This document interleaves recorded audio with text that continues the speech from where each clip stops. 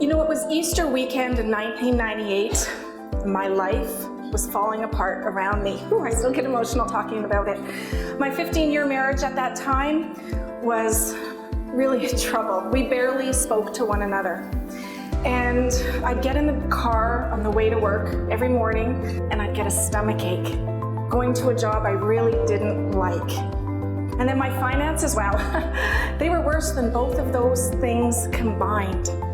But it's often been said that a person needs to hit rock bottom before they'll make a change. Rock bottom came knocking at my door that afternoon. As I answered the door, a gentleman said to me, "Mrs. Dobransky," and I said, "Yes." And he handed me an envelope. And he said 3 little words I'll never forget. He looked at me and he said, "You've been served." And then I remember just sitting on a chair and sobbing and sobbing and sobbing and sobbing until there was nothing left. But it's in moments like that when you make decisions to change. And I made a decision that day that I was going to change my life. It's real and authentic and very engaging. I just loved listening to her. And change is hard.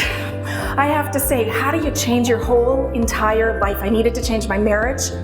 I needed to change my job. I needed to change my finances. Where do you start? What do you do? It was overwhelming to think of all of the changes that I needed to do. She was very thought-provoking, and hopefully it will make me think a bit more and actually action a bit more.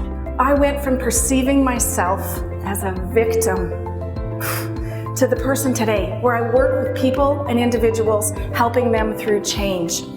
And then as I began to train more and more people through this process of change, I learned something really unique. I learned that I didn't need to change it all tomorrow. I just needed to do it 30 days at a time.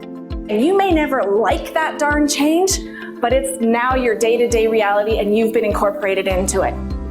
And every change you go through begins with an ending. Every change. And then every change ends with a beginning. But the challenge is to deal with all of that stuff in the middle from the ending until that you're feeling confident and comfortable with the new beginning. Truly, there's nothing more beautiful than listening to somebody that has been through it and you see the change in her heart. And as she spoke, it resonated to the depths of all of our hearts.